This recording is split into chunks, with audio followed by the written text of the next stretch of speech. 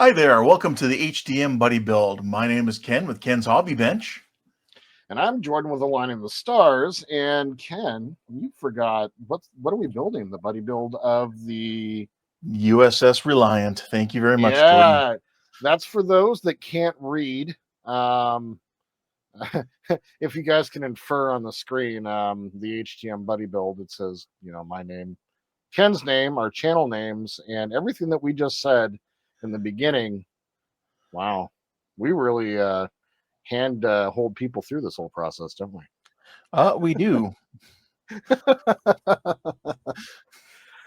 Oh man, off the rails already. Well, here we are. It's another week. I finally got an episode out, so which is pretty cool. I saw it. It was good. And yeah, awesome. Voiceover work is a little bit time consuming. Doing a lot of building and editing and all the rest, like it just kind of takes time. But that's kind of what I've decreed for this build for me, at least. That like if I want to do work, I want to be able to just kind of throw on the camera, hit record, and while I'm building and watching TV and stuff like that. I want to be able to keep working on it. I'm trying to remove all the obstacles from getting this done. So yeah, going to be a lot of voiceover work, and got that done. It turned out really good. But there's more in store for me for electronics work, and it seems like you got stuff lit up there. So yeah, this looks we're getting along, man. This is pretty cool. You are so far ahead of me, though. It's unreal. Yes, for me, I'm getting my nacelles all sealed up now, and just kind of. It's always good to keep coming back though and checking my lighting just to see. And I don't mind showing the audience as well, that it's still working and it's looking good. I'm really happy with it. Nice. Yeah, the Raytheon effect on the nacelles turned out really, really good. Yeah, I do notice that this is obviously a yellower light than this one, but in the long run, I don't think it's really going to matter. No. So you said that you were feeling that it could be one of those things where you may not use it, just kind of depending on how it turned out. What are your thoughts on that? What are you feeling? Do you feel like you're actually going to use the Raytheon effect, or are you still on the fence about whether or not you're going to use it in the long run? No, I think I'm still going to use it. It's still Nice. separate. So if possible, when going through the programming with Todd, if we can get it so that it will, like the main lights, for example, inside the ship would come on, and then the Raytheon would come on separate. I think that would be a cool effect. Mm-hmm. And I think the Raytheon effect should come on at the same time as the bridge lights up. Agreed. Yeah, it's also kind of what we saw on screen in the movies when they went through the light up sequence as well. Yes, from exactly the original, the The film, motion the motion picture. picture. Yeah. Yeah, Yeah, when they spent 30 minutes looking at the ship. but it looked good. It did It look looked great. Yeah, they really did. So, yeah, but that's mostly what I'm working on this week. I had to epoxy my pylons in, but they're not going anywhere. Let me tell you. Well, that's the traditional thing with Star Trek models. The pylons are always a weak point. The neck and pylons. So the neck on the Constitution class and the pylons on every other Starfleet ship. Outside of like maybe the Defiant, because it's all just one body. But yeah, the epoxy, like what's funny is like I hadn't even thought about that part of it. Like you're just not much further ahead, but I'm glad that you kind of are, because I wouldn't have thought about using a two-part epoxy for that. And you said you were using a 15-minute two-part epoxy. Yeah, I mean, I think originally I was looking for a 5-minute epoxy, but at the time that's all the store had in stock was a 15-minute. I was like, well, I'm here today, I might as well, pick it up. But I tell you, it's the hardener that stinks. Oh, Really? yeah. At least with the Bob Smith Industry stuff, it does. All right. Yeah, I know that there's some Gorilla Glue options, and I'll be going to Hobbytown over the weekend, so I'm definitely going to be picking that up. That's a fantastic little tip. Glad to glean that from you. And you said you also got your paints in, right? I did, except for one. I've got the rest in here. I got them from Michael's. These are the ones. It turns out that uh, that the one I couldn't get from in Canada was one of the main colors. And it turns out Gary from Mass Design has been following our build. So he's That's so familiar cool. with, what we're going through. And he said, you guys are going through a lot of work right now. So, which is really Yeah. awesome. So yeah, I'm going to be following along with his design. The one color that Will has for his blues he uses is from Anita's, and Anita's is out of business, so they don't really make it Mm. anymore. So instead of paying outrageous prices on eBay or somewhat moderate prices for 3 or 4 bottles of it, yeah, I'm just gonna stick with what Gary suggests, but I'm gonna, instead of thinning or mixing it to a lighter color like he does, I'm gonna mix it a little bit darker for the around the photons and the shuttle bay and all that kind of stuff. Yeah, And all these the beats service are areas. great. Like Canadian, I know everyone says everything's more expensive in Canada, the Canadian dollar. I mean, you guys can probably get these in Michael's or Hobby Lobby or Walmart. I paid, I think, $1.30 a bottle. So Wow. they're nice and cheap. So yeah, I might have to go down that route. I don't know. I haven't thought all the way through about it yet. it's an option. I mean, otherwise, nothing Yeah. wrong with Tamiya's. Just remember Right. when you're using like a Tamiya or something like that, make sure you use a thinner that is not lacquer based, because lacquer is not always the best on masks. Yeah, and that's kind of the thing that I keep going back to is like, the Tamiya really likes to come up. Like I almost feel like I need to clear coat in between each layer and I just to keep from scratching. So there's something to that. We'll talk more about that. I'm super interested now. So hmm. Yeah, no, for sure. The other thing I'm finding is for puttying, and I mentioned it in my video. You'll see I'll talk a little bit about puttying. I really do like this Mr. Resolve putty, but I think I might end up going the route of getting Bondo spot glazing putty that a lot Oh, of science fiction builders tend to use. I'm starting to see why with the how bad the seams are in these older kits. yeah. So yeah, These seams are pretty bad. yeah, they are. The kits look great when they're done, but as for the accuracy when it comes to fitment of parts is not necessarily the best. So I think my best bet will be to at least try some of it.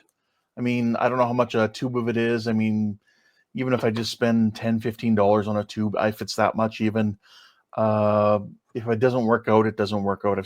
I've wasted money on, countless amounts of more money on other things. So Right. uh, uh, I see a lot of these high-end guys doing it, and they can't all be wrong. So I'm gonna give that a shot.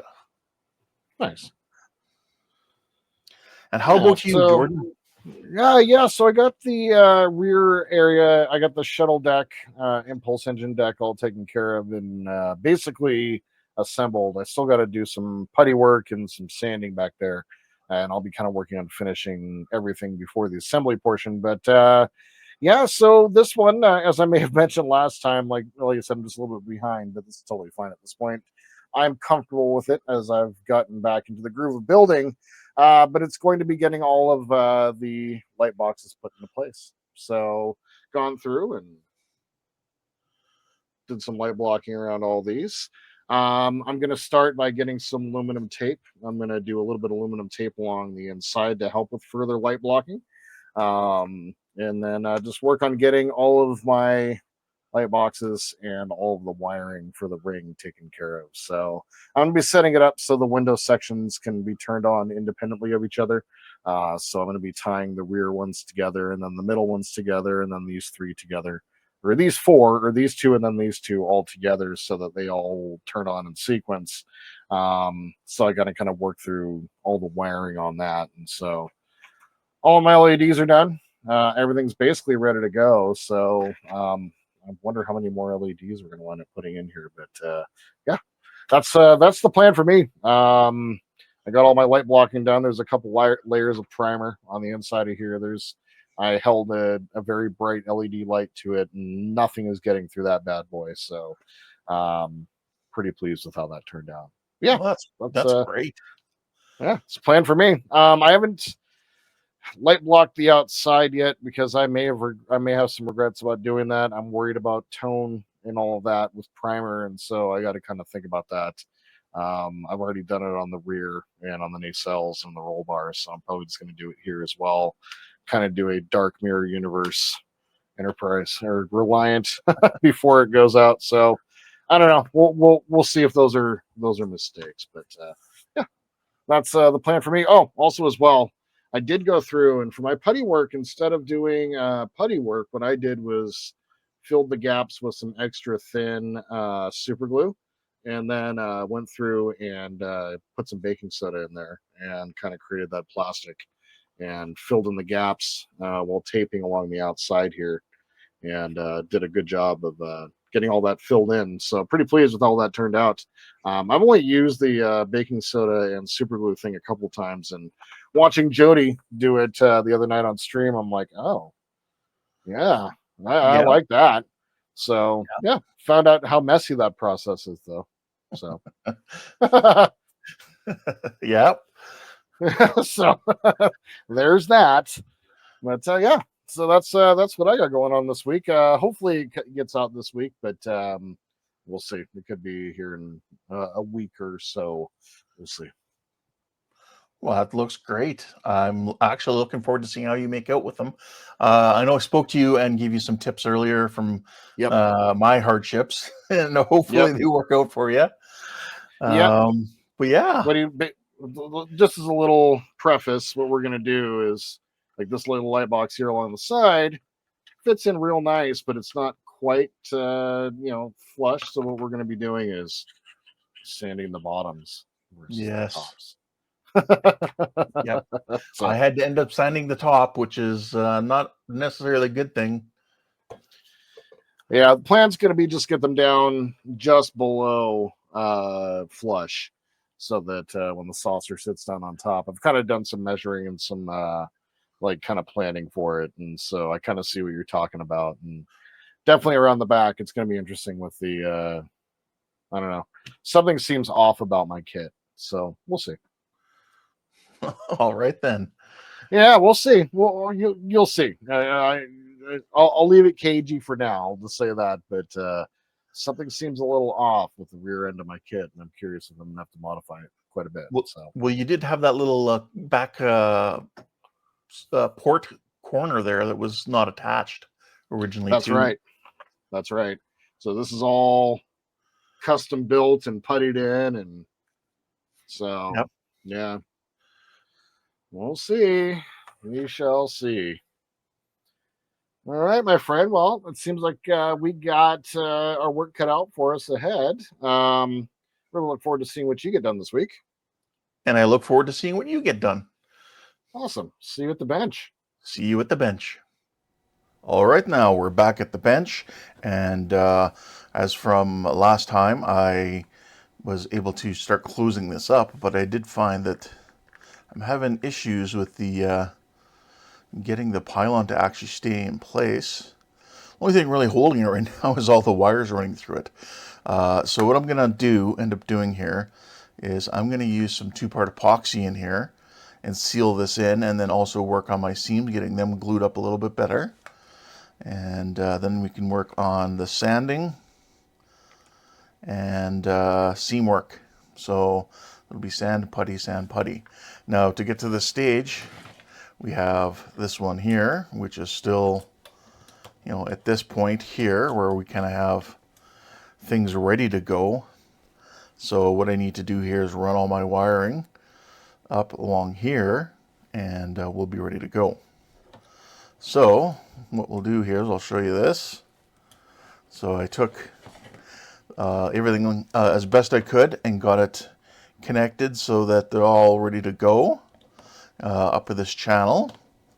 So on this side here, we only really have this set of wires here that is kind of on its own. The wires for these parts here cross over in the top area over to this side. So when I bring them in, oops, I want to kind of hope that they stay more to the top and not block off my blue light for my warp nacelles. So now all these wires will get trimmed down later on, kind of once I have my wires run up to this point here.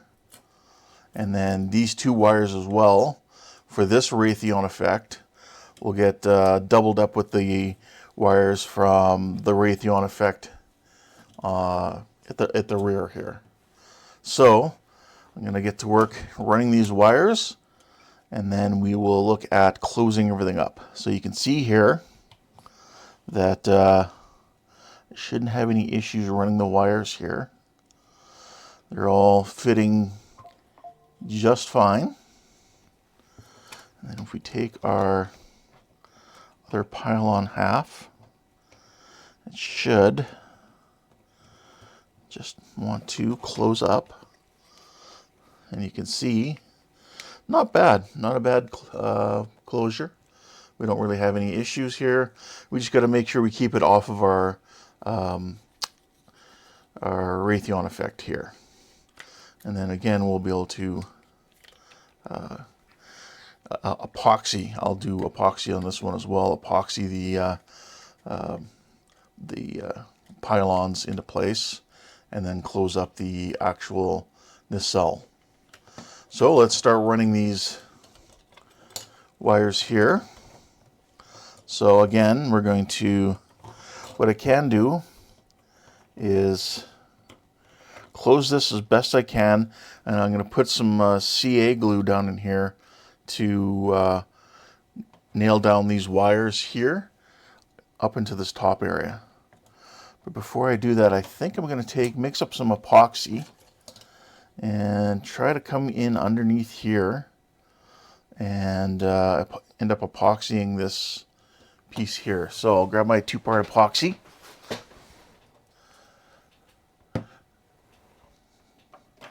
And this stuff does kind of stink. So I have the Bob Smith Industries resin and hardener set here. It's a 15-minute cure. It's just what was available at the store the day I went. I think in the future I would definitely go for a shorter cure, like maybe a 5-minute epoxy. But this will suffice just as well.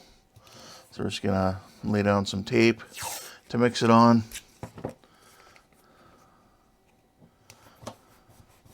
So I'll mix up some epoxy right now and I'll come right back.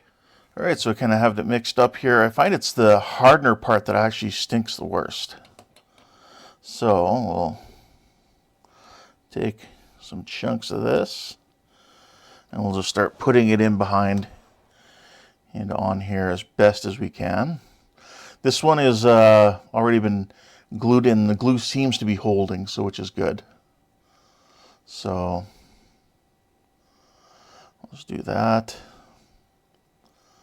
And actually I might be able to use, I was thinking maybe use a little bit of it to glue down those wires, but they will end up gluing on the wires because, you know, I don't really have much of a choice at this point with what I have. I'm not going to start ripping out everything.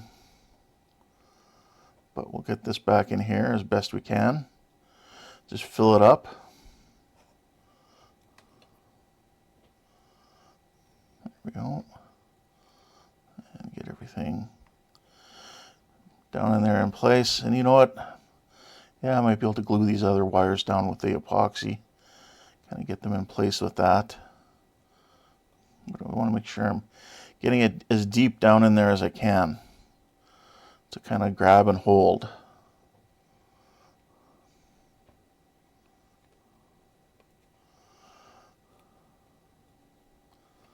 So there we go. Hopefully that will suffice. And what we'll do is, I'll just do that for the moment. We'll set this aside. We'll bring over this one here and try to get some epoxy on here kind of as best as I can.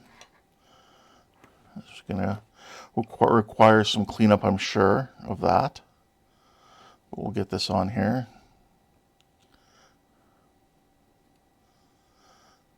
Yeah, this stuff definitely is smelly, but it does work. So I don't know if that's like medicine where it tastes awful, but it works.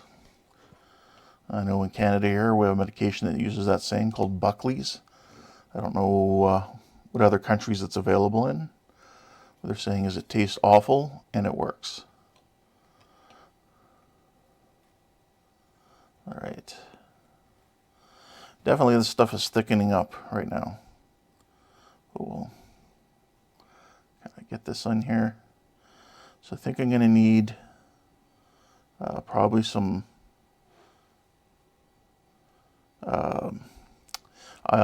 isopropyl alcohol or something to clean up any extras that go out like that.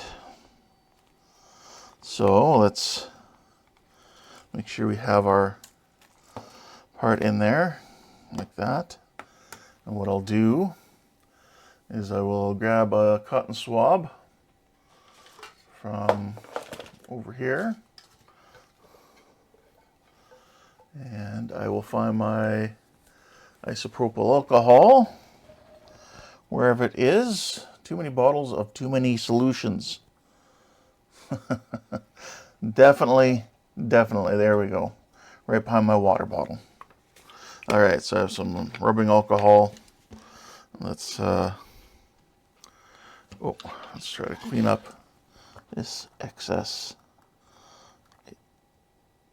like that before it becomes an issue. Hopefully that'll do it. I will make sure we're in place. Just like that. Okay. Now what I'm going to do is I'm going to take a couple clamps and try to make sure this whole area is clamped up as best I can. That way we'll get contact on hopefully both sides, and that'll assist in the epoxy keeping it where it needs to be. All right, so now it's been a couple hours and these are fixed in place really well. Now what I'm going to do here is take my wires here and I'm going to run it and try to keep it in the shadowed area of my Raytheon effect. And that is my goal here. So what we can do here is try and keep it out of off this part here, and I'll start off by CA gluing these ones here, and this one here can come in just a moment. So I'll need my CA glue and my accelerator. In this case I have Instaset by Bob Smith Industries, or from Bob Smith Industries. All right, so let's put a little bit of that there. You know what, let's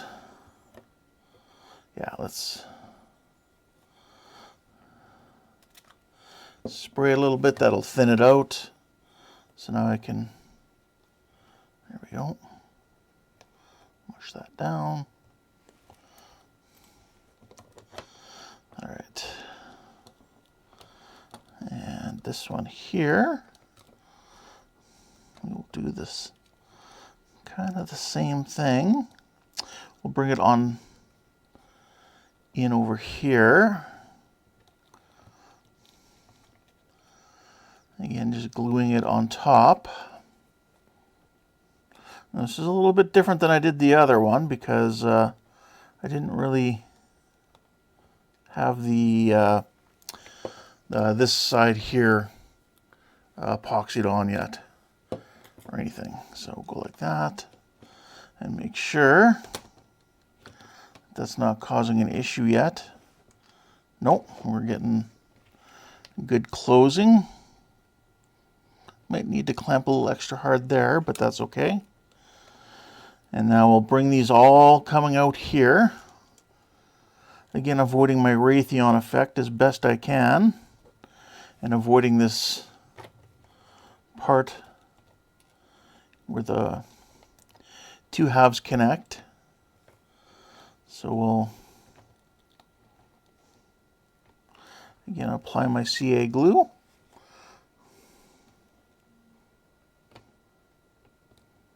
There we go. And we'll give it a spray.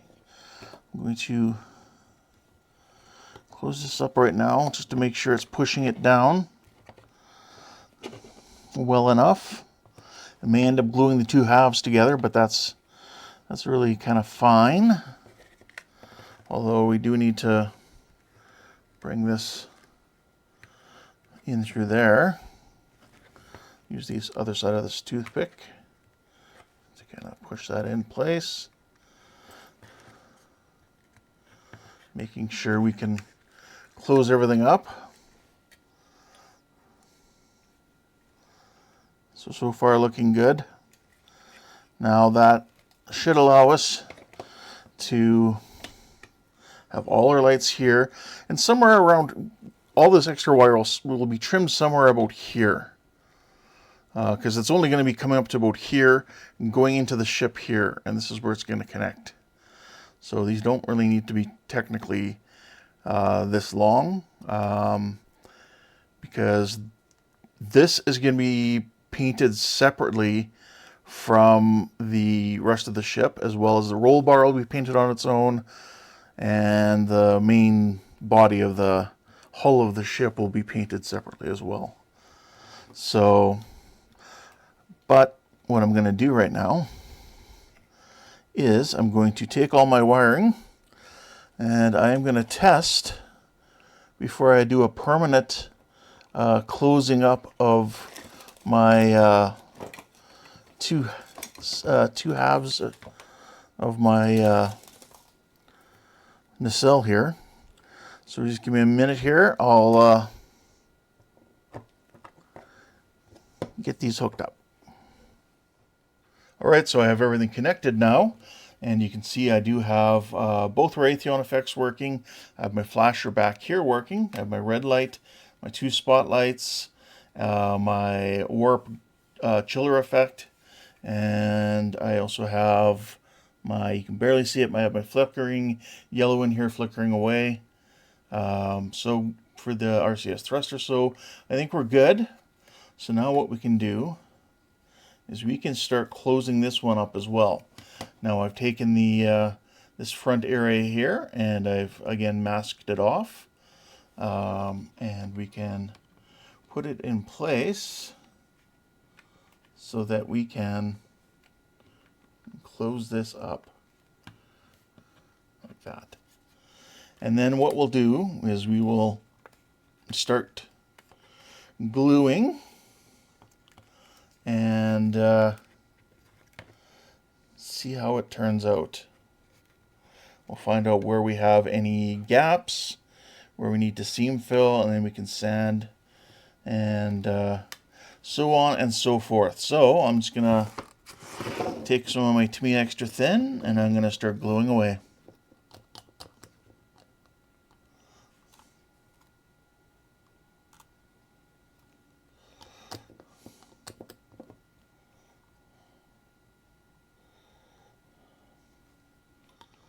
All right, so I'm going to continue on here with getting these warp nacelles to kind of be ready for filling of the seams and ending the light blocking, that sort of thing. In the meantime, I had a bunch of my paints arrive. Now I had been talking with Gary over at Mass Designs. For some reason I lost the instructions to my masking set, and Gary was good enough to send me a new copy online, so great. So I went and I ordered my paints from Michael's. Just the one paint I couldn't get anywhere, so I had to order it off of Amazon out of the U.S. So it should be here, I think, on this upcoming Monday. So yeah, but yeah, so I have the colors I need. I couldn't find the deep enough colors and the Anita's paint that Will uses over at the Ensign's chair. Anita's is actually, I guess, gone out of business apparently. So their line is gone. You can find some people asking whatever price they want to charge for it on eBay and whatnot. But so instead of that, I'm going to go with what Gary at Mass Designs says for colors, but I am going to mix my blue for the secondary colors like the photon torpedo launchers, the shuttle bay doors, etc. I'm going to mix that to be a little bit darker.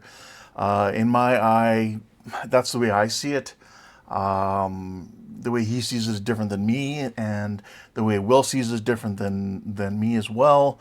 And we're all, different. I'm sure Jordan's eye will be a little bit different as well. So I'm just going to mix it until I'm happy with it.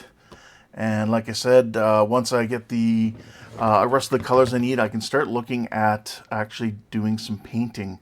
I believe I would start with doing the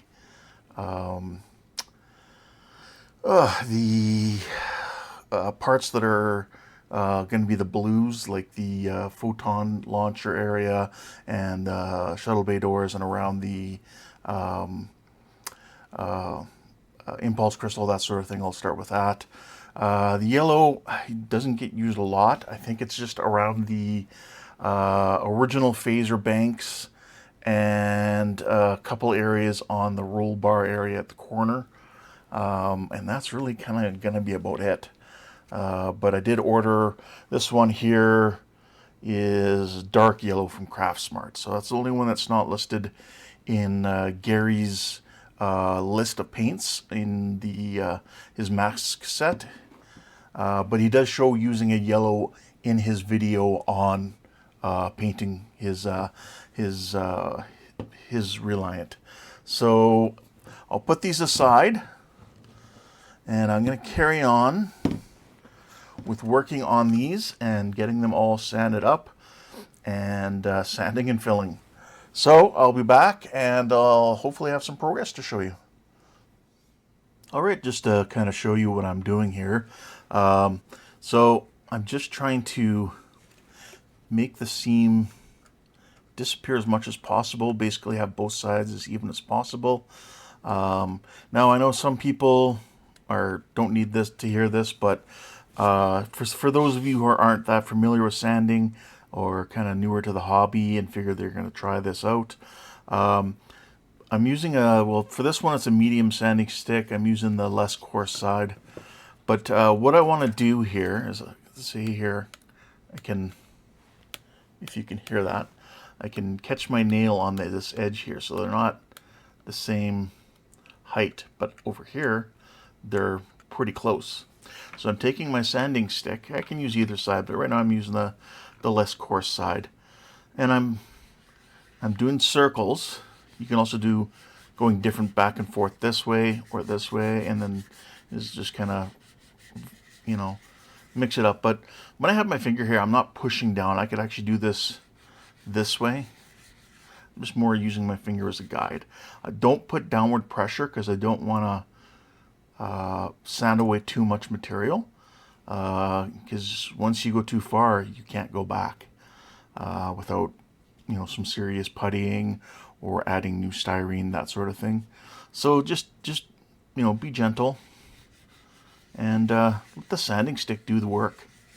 So I just thought I'd bring that to the attention of those who maybe weren't quite sure or are newer to the hobby. So I'm going to keep doing this, and we'll talk again here in a little bit.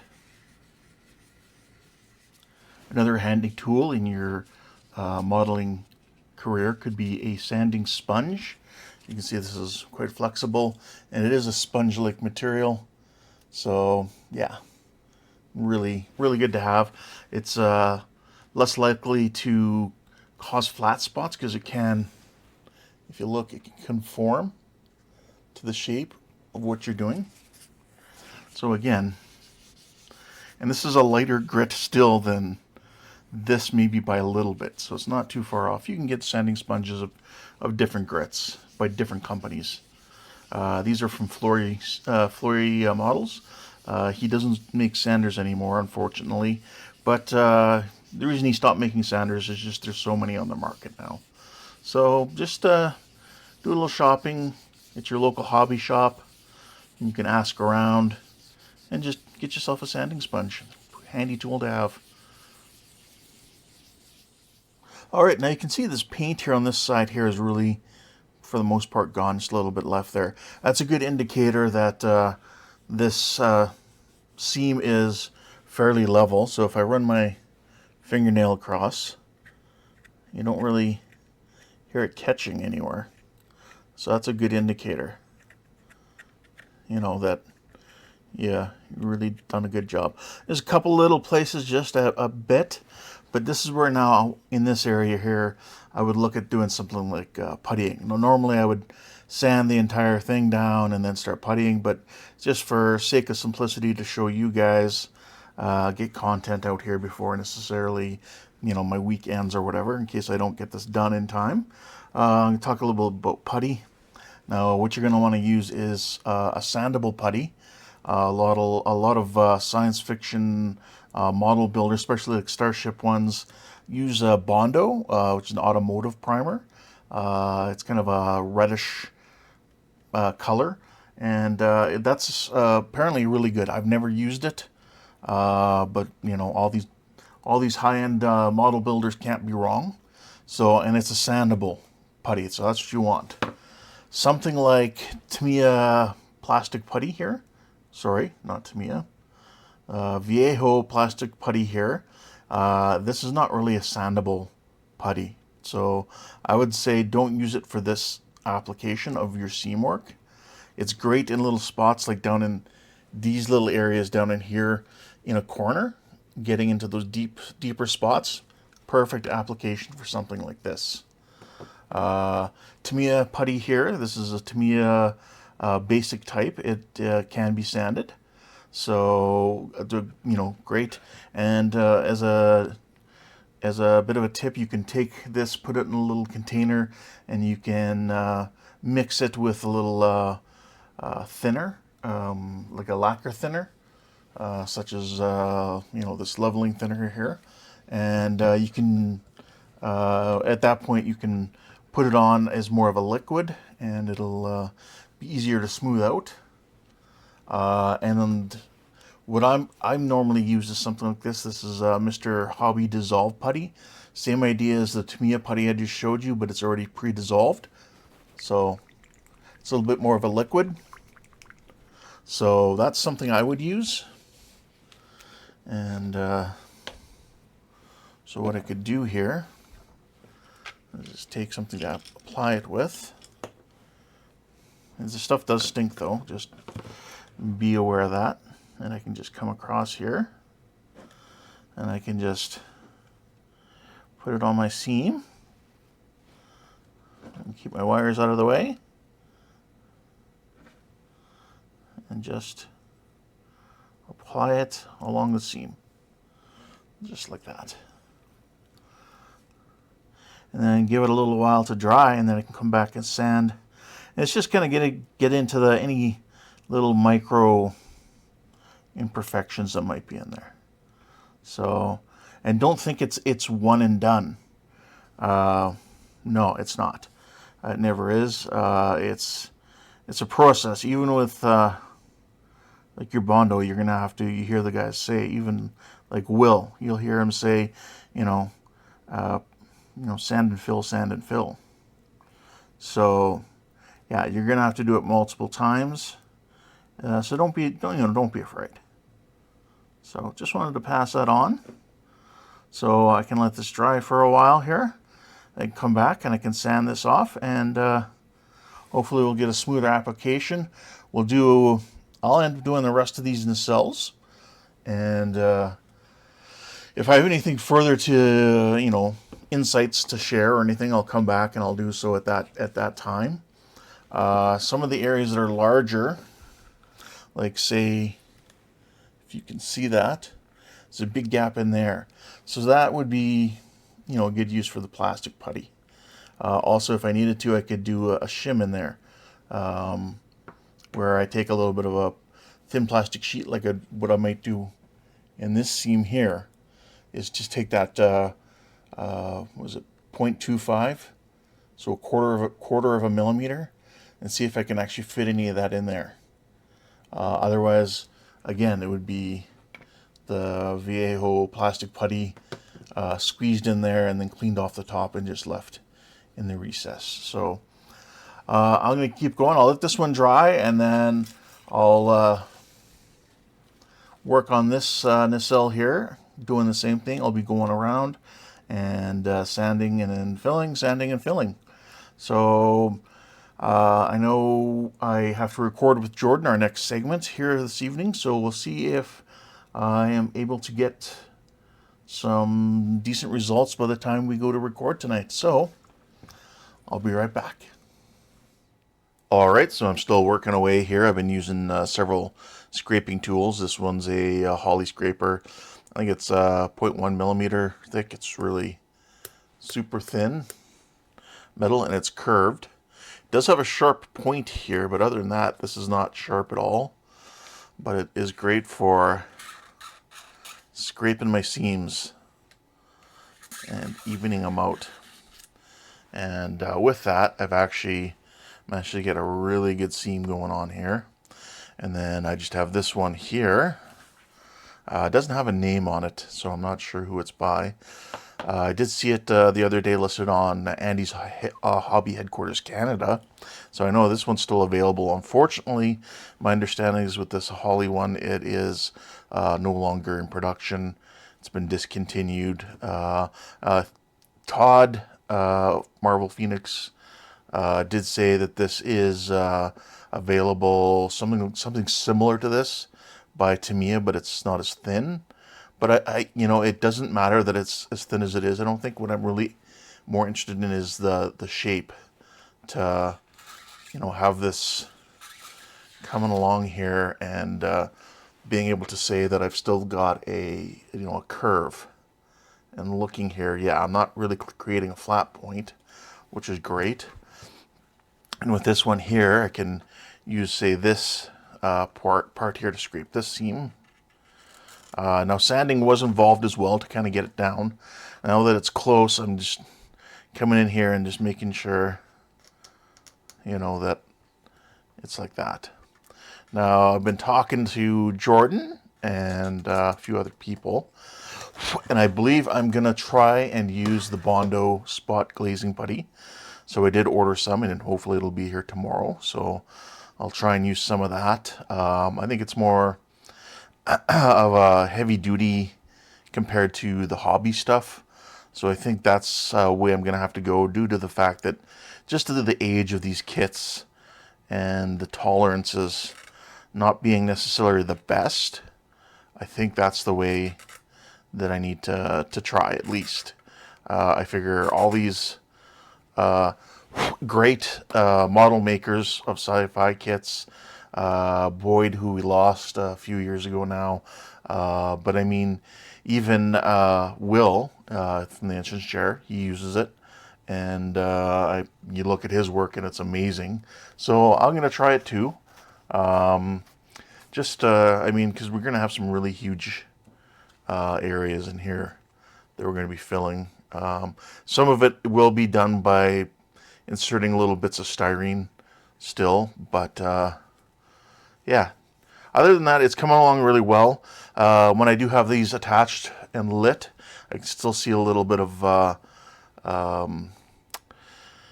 light bleed coming through the seam, so hopefully the Bondo will also help with that.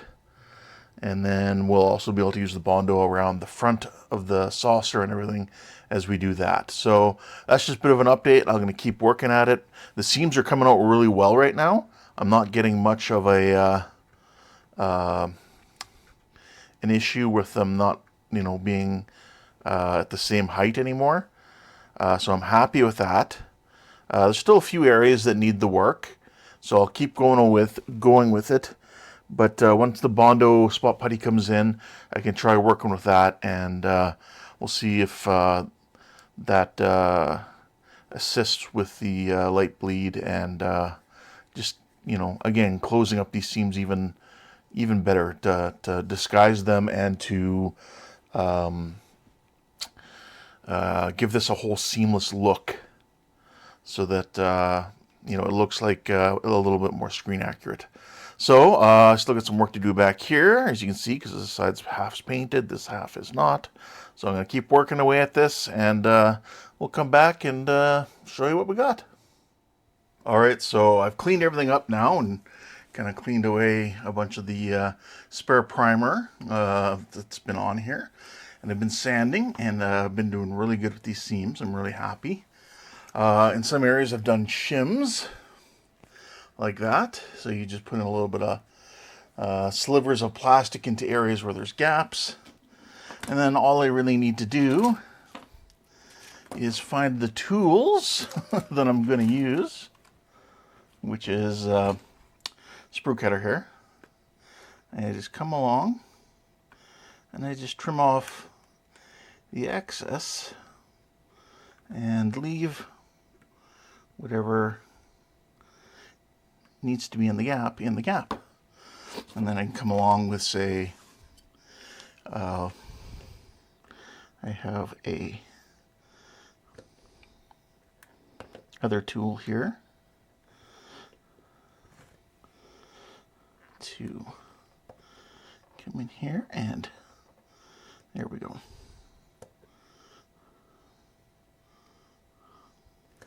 So that cleans that up, just like that. As you can see, if I move this to be on camera, it was placed in there, it was glued in place.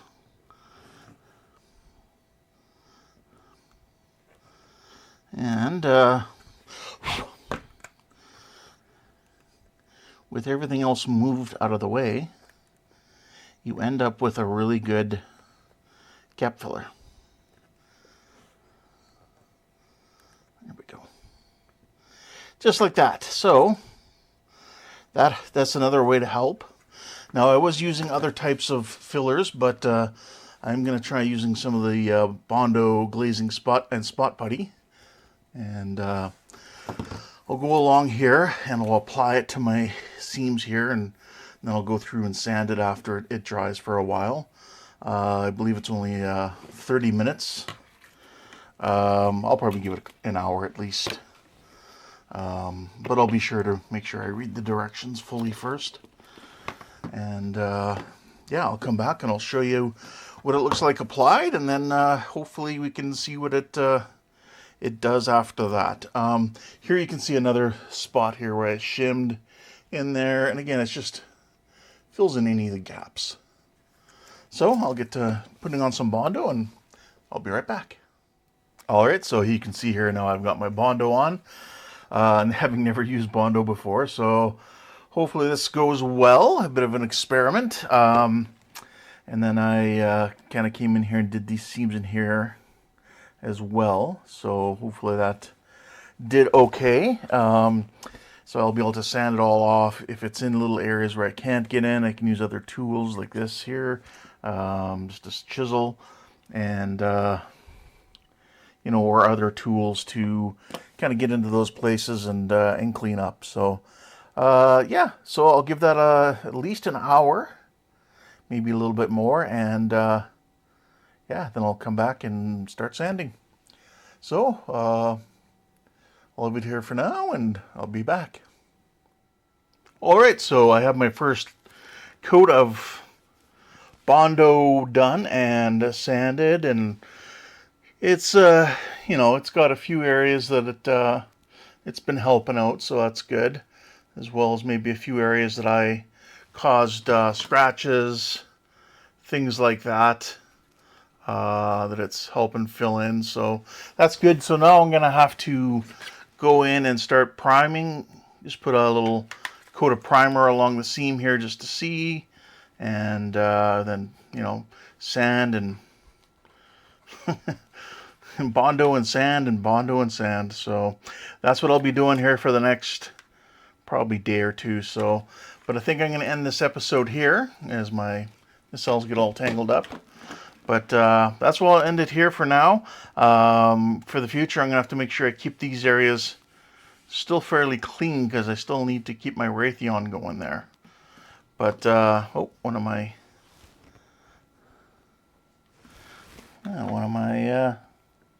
fiber optics popped out. Not an issue. There we go. But that's it for now. I'm going to end the episode here. Don't forget to go check out Jordan at Aligning the Stars to see what he made out with this week. And don't forget to go check out Will at the Ensign's Chair. Thanks again, Will, for all your hard work. And most importantly, keep checking with Lake Monster Details with Cass there. Lake Monster Details is offering the Legacy line of Dawn's Light Magic parts, as well as upgrades parts and decals for accuracy and effects and lighting. So go check out him, and hopefully he'll have these parts for you on the market right away. So take care, and we'll see you next time. Bye for now. Are you ready? I mean, I'm here. There are tears, but I'm here. Okay. Your safe word is rutabaga. Rutabaga. Good Now. Lord. Rutabaga, rutabaga, rutabaga. Okay. 2x2 hands of blue. No. God damn it.